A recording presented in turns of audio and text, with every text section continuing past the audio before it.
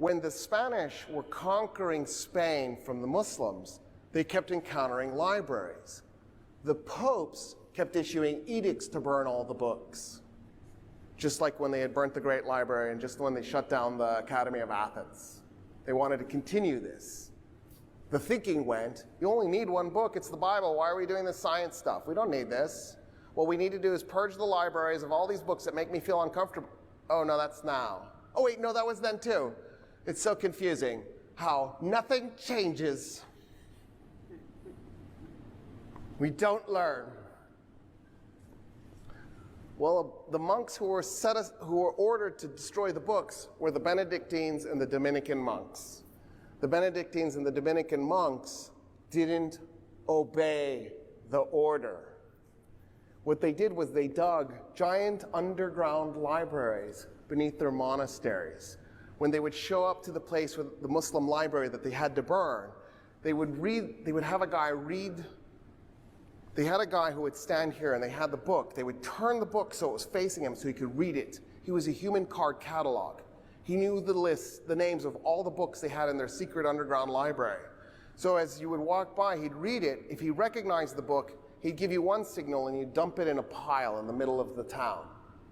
If he didn't recognize it, he'd give you another signal and you'd walk over to a cart where they had a hidden panel and you'd slide the book into that, and then you'd walk back and you'd go grab another book. And then you'd carry it so that that guy could read it, and then, oh, that one goes in this pile. And then afterwards, they'd set that pile on fire so they could show everybody they were burning the books.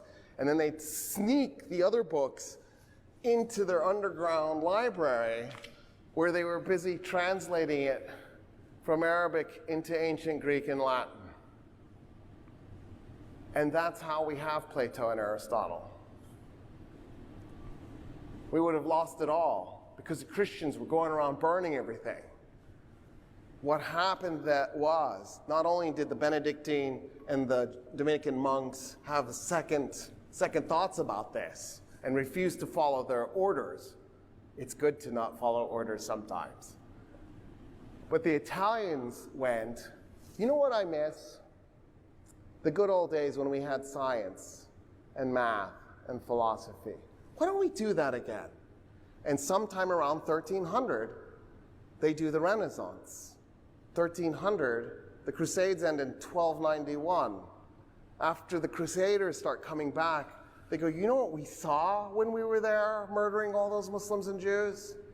They had indoor plumbing and medicine and crop rotation.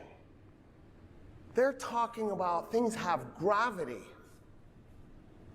and that light has a finite speed and that the universe originates from a point of information. And the Italians go, oh wow, that's so cool. Let's do that here.